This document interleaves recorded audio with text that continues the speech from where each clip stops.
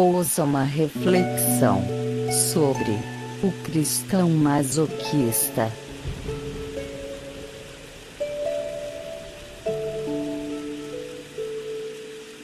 Você sabia que nós, seres humanos, somos pessoas adaptáveis e acomodados?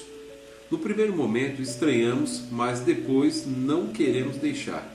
Mas o pior de tudo isto é quando nos adaptamos com a desgraça e o pecado. Sabe aquela frase que você ouve de vez em quando? Tá ruim, mas tá bom. É isto. Acomodação e costume por aquilo que não é bom chegou a tomar nossa mente e não querer mudança. Por isso o que é ruim é bom. Filosofia errada, porque o que é ruim jamais será bom. Mas nos acostumamos e não desejamos mudanças. Nos adaptamos com o sofrimento e achamos que ele é bom. Viramos masoquistas de nossas vidas. Parece que na vida cristã só teremos desgraça na vida material. Não enxergamos a vitória de Deus e nem nos posicionamos para querer essas mudanças em nossas vidas.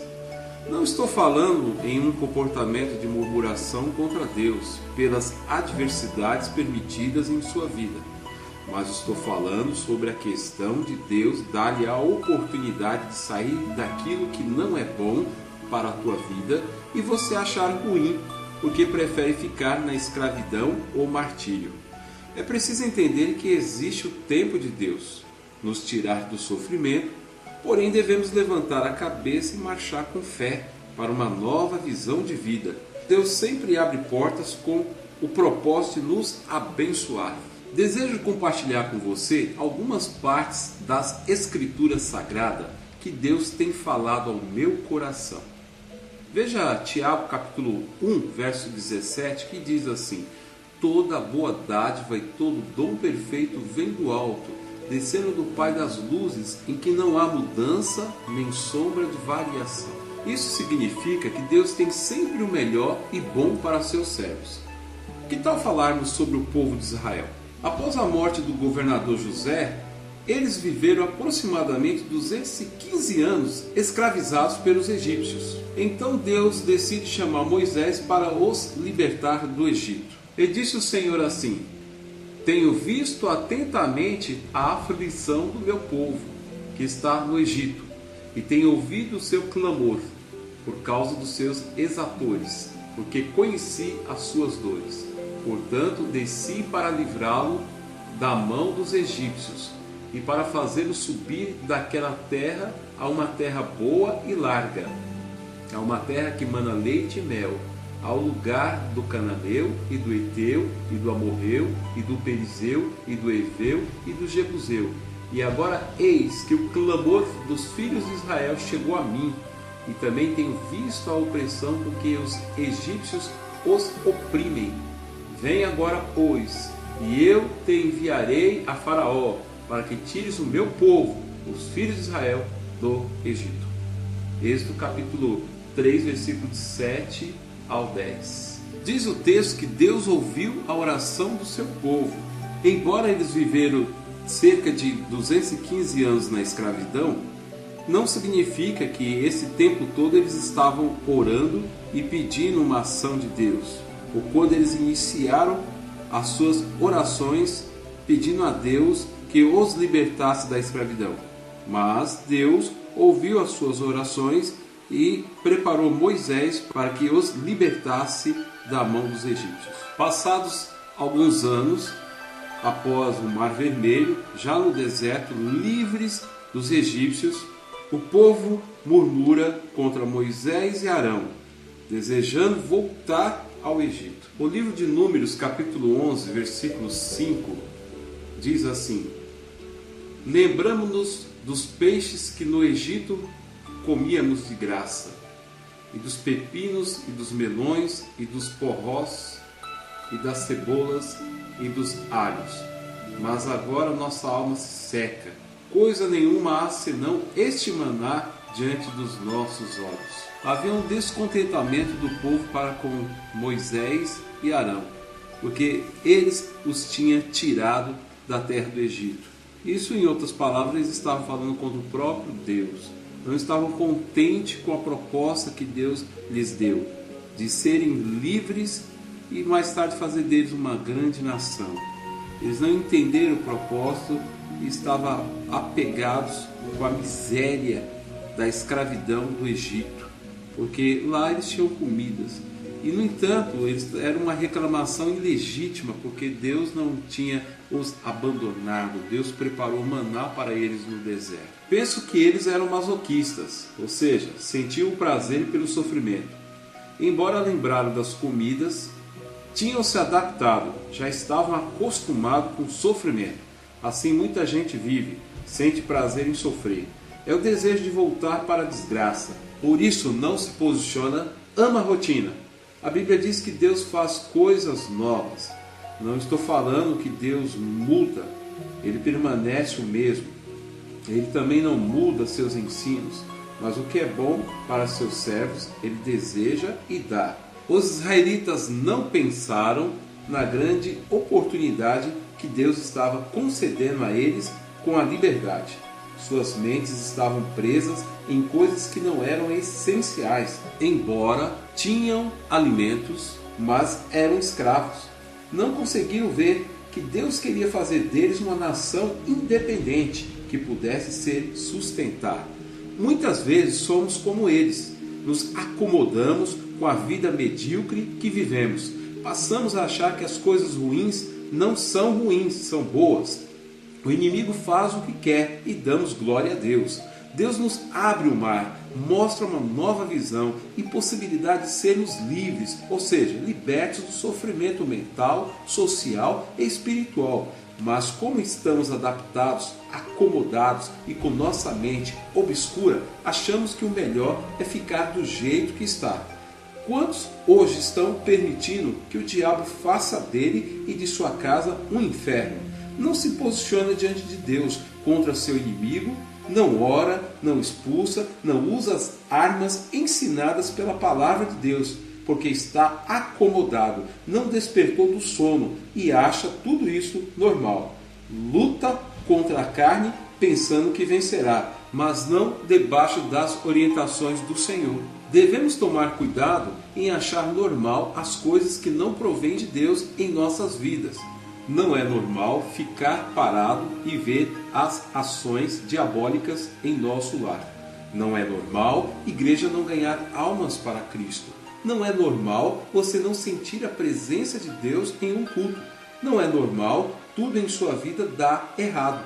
Não é normal igreja perder pessoas. Não é normal Deus não falar com o crente. Não é normal se contentar com os alimentos do cativeiro, do pecado.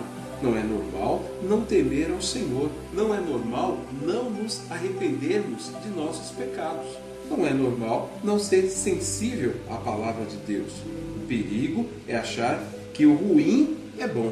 Paulo diz para não andarmos como andam os outros gentios, ou seja, aqueles que eram da mesma nação, porém não eram cristãos. Efésios 4, 18 e 19 diz: entenebrecidos no entendimento, separados da vida de Deus pela ignorância que há neles, pela dureza do seu coração, os quais, havendo perdido todo o sentimento, se entregaram à dissolução, para com avidez cometerem toda a impureza. Quando Paulo os convida a não andar, é porque havia possibilidade de pessoas da igreja andar com ações semelhantes a que eles praticavam. Como eles viviam?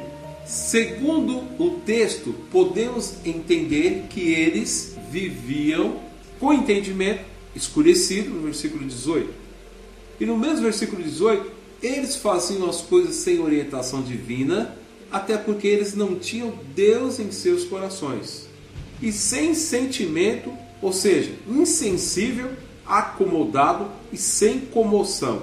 Isso indica sem sentimento, no versículo 19. A sensibilidade de coração é necessária, porque nos coloca no centro da vontade de Deus. A comoção nos leva a tomar atitudes. Jesus era sensível às necessidades e sofrimentos alheios. Ele moveu-se de íntima compaixão.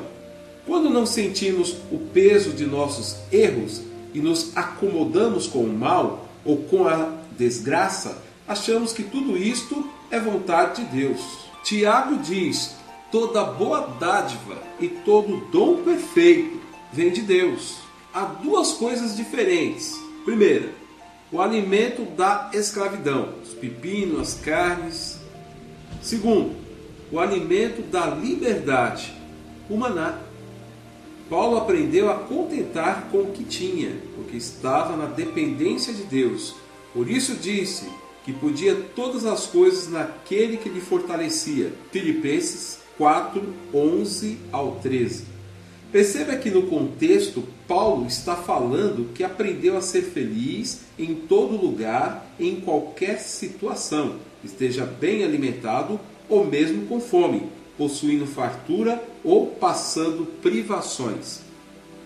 Conseguiria ser feliz porque Deus lhe daria forças para essas circunstâncias da vida. Quando a Bíblia diz que todas as coisas contribuem juntamente para o bem daqueles que amam a Deus, segundo o livro de Romanos, capítulo 8, 28, a frase do texto que diz contribui juntamente significa que tudo na vida de um servo ou serva que ama a Deus é necessário para o bem, uma vez que é o combinado ou juntamente a contribuição de todos que proporciona o bem. Provérbios 12, 21 diz: nenhum agravo sobrevirá ao justo. Que seja nada em vão acontecerá ao justo. Em Efésios 5, 20 diz: dando sempre graças por tudo a nosso Deus e Pai, em nome de nosso Senhor Jesus Cristo. O mal tem limites e não pode ir além das fronteiras que o Senhor estabeleceu. Em Lucas capítulo 22, versículo 31 e 32, disse também o Senhor Jesus: Simão, Simão, eis que Satanás vos pediu para vos cirandar como trigo, mas eu roguei por ti para que a tua fé não desfaleça, e tu, quando te converteres, confirma teus irmãos. Perceba que Jesus rogou para que a fé de Simão não desfalecesse, mas não impediu o cirandar de Satanás. O importante é observar a fé obtida com a tentação. É isto que devemos dar graças, e não na tentação executada por Satanás. Por isso, damos graças pela ação divina necessária na adversidade que vivemos. Crescemos muito e vemos o sobrenatural de Deus quando somos tentados e provados.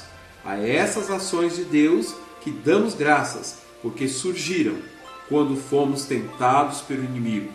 O que não devemos é sentir-se bem com o erro, a escravidão e o pecado, e a miséria e a desgraça. Note que procuramos o médico quando estamos doentes. Não há alegria e prazer na dor e sofrimento que estamos passando. Porém, a alegria e prazer vêm após sermos curados. Tiramos lições dessa situação, que é tomar cuidado com nossa saúde, para evitarmos ficar doentes novamente. Ninguém sente prazer com a doença, com a desgraça, mas aprende a cuidar da saúde quando um dia teve que enfrentar a doença. O que quero dizer com isto é que Deus sempre tem o melhor para nós, mas precisamos levantar, marchar e possuir a terra, e não nos contentar com a escravidão e seus alimentos. Essas coisas aconteceram porque ou estávamos longe dele, ou porque foi necessário para ver sua ação em nossa vida. Por isso, jamais devemos concordar com o erro e se prostrar achando que é vontade de Deus sermos massacrados e prisioneiros do inimigo, e olharmos para a ação de Deus em nossas vidas e não querermos voltar para a vida de miséria que estávamos quando éramos escravos de Satanás. Que Deus continue falando ao teu coração. Fiquem com Deus.